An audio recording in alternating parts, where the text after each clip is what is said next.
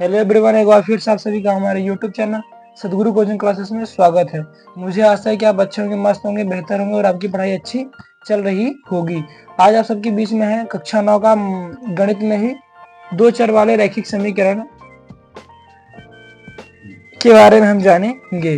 कक्षा 9 के अध्याय 4 में हमने हमारा क्या है, दो चर वाले रैखिक समीकरण ही है, तो इसी के बारे में हम जाने। पिछले वीडियो हमने रैखिक समीकरण और एक चर वाले रैखिक समीकरण के बारे में जाना था। इस वीडियो में हम जानेंगे दो चर वाले रैखिक समीकरण के बारे में कि दो चर वाला रैखिक समीकरण होता कैसा है, इसकी परिभाषा क्या है, इस सब के बारे में जानेंगे। तो चलिए हम देख लेते हैं ज्यादा आपको समय न लेते हुए। तो इसकी परिभाषा रही कि वह समीकरण जो ax plus B Y plus C V बराबर 0 के रूप में लिखा हो, वह समीकरण दो चरों वाला रैखिक समीकरण कहलाता है। समीकरण क्या हो, ax plus B Y plus C बराबर 0 के रूप में लिखा हो तो वह समीकरण हमारा क्या कहलाएगा, रैखिक समीकरण कहलाएगा। और जहां जहां ए बी सी क्या हो, वास्तविक संख्या हो, ए बी सी क्या हो, वास्तविक संख्या हो, और ए और बी दोनों एक का मान एक साथ शून्य नहीं रख सकते, एक साथ मान को शून्य ना रखा जाएगा। मान लेते हैं अगर एक के स्थान पे 0 रख देंगे तो ये 0 हो जाएगा, क्या बन जाएगा, एक चर वाला रैखिक समीकरण बन जाएगा। क्या बन जाएगा, एक चर वाला रैखिक समीकरण बन जाएगा। तो इसलिए क्या हो जाएगा, दो चर वाला रैखिक समीकरण नहीं होगा। तो आपके पास ऑप्शन दे देते हैं, तो आप बताइए कौन सा यहाँ दो चर वाला रैखिक समीकरण है। आपके पास प्रश्न है 2x plus 4y plus 3 equal to 0। तो आप देख सकते हैं कि ax plus B Y plus C बराबर 0, ये इससे मिल रहा है। ये तो हमारा क्या हुआ, यहाँ देखिए एक स्थान पे क्या है, 3 है। 3 हमारी क्या है, वास्तविक संख्या है कि नहीं, यहाँ बोला एबीसी वास्तविक संख्या हो, ए भी वास्तविक है, बी बराबर क्या है 4 है, 4 भी क्या है वास्तविक संख्या है, सी क्या है यहाँ, सी यहाँ 3 है, 3 भी क्या हमारी वास्तविक संख्या है। यहाँ ए बी और सी क्या है, वास्तविक संख्या है। अगर पूछ देता है कि ए बी सी का मान बताइए, तो ए का मान यहाँ क्या है, ए बराबर क्या है 3, बी बराबर क्या है, बी बराबर 4, सी बराबर क्या है, सी बराबर 3, सी बराबर क्या है 3 है। दूसरा देख लेते हैं, यहाँ क्या है 2x प्लस 3। अब देख सकते हैं यहाँ क्या है, एक ये वाला पद है ही नहीं, ये कौन सा समीकरण, ये एक चर वाला रैखिक समीकरण हुआ। कौन सा हुआ, ये दो चर वाला रैखिक समीकरण हमारा नहीं है। और ये भी हमारा क्या है, ax plus B Y plus C बराबर 0 के रूप में है, ये भी हमारा क्या है समीकरण। यहाँ a बराबर क्या है 4, b बराबर क्या है 5 और c बराबर भी 5 है, c बराबर भी क्या है 5 है।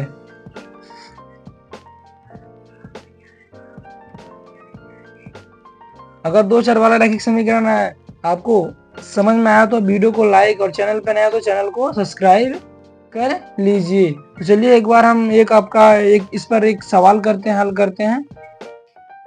प्रश्न है कि 4x प्लस 3y बराबर 12 समीकरण का दो हल ज्ञात करना है। इस समीकरण कितना हल ज्ञात करना, दो हल ज्ञात करना है। समीकरण का हल ज्ञात करने के लिए हम क्या करेंगे, एक पद का मान क्या रख देंगे, कुछ रख देंगे, तो दूसरे पद का मान हमारा दूसरे, अगर एक चर का मान हम कुछ रखते हैं तो दूसरे चर का मान निकल आता है, वही हमारा क्या हो जाएगा, समीकरण का मान हो जाएगा। पहले हम समीकरण हमारे पास क्या है, दिया है 4x प्लस 3y बराबर 12। अब 12 को इसे में क्या करना होगा, इसे हमें ax प्लस बी वाई के रूप में बदलना होगा। समीकरण एक दे दो, समीकरण एक को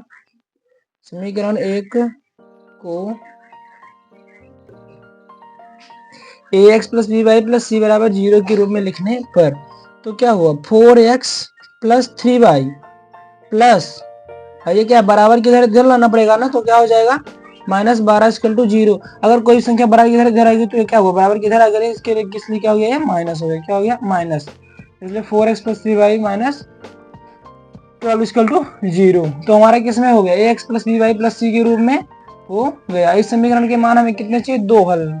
इस समीकरण दो हल चाहिए मुझे, कितना चाहिए, दो हल चाहिए। तो समीकरण दो मान लेते हैं। समीकरण दो में x बराबर 0 रखने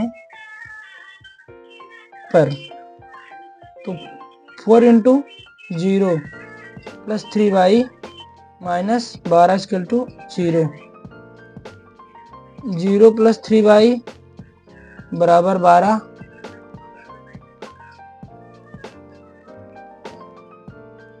तो 3y बराबर 12, 3 एकम 3, 3 चौको 12, y बराबर 4, y बराबर क्या आया 4 और x बराबर क्या था तो 0।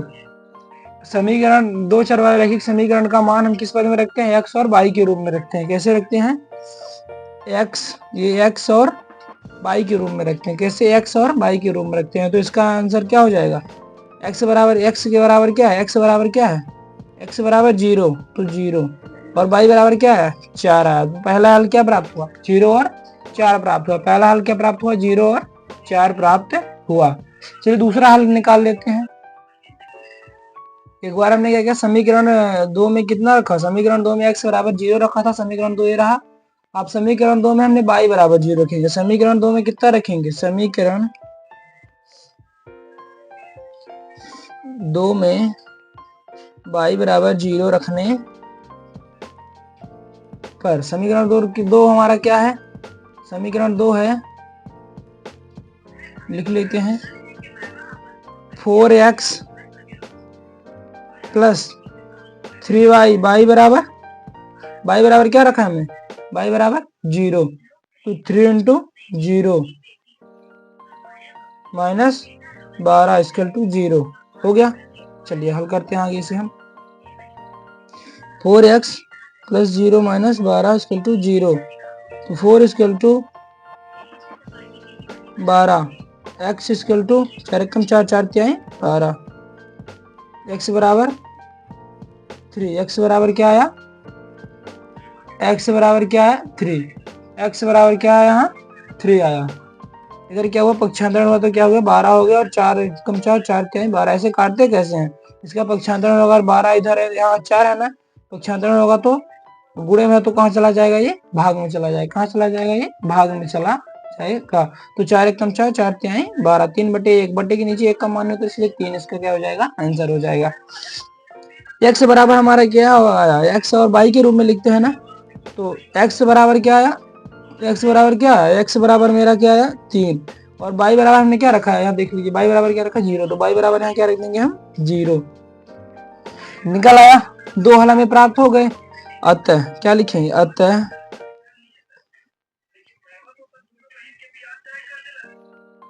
दिए गए समीकरण के 2 हल अतः दिए गए समीकरण के 2 हल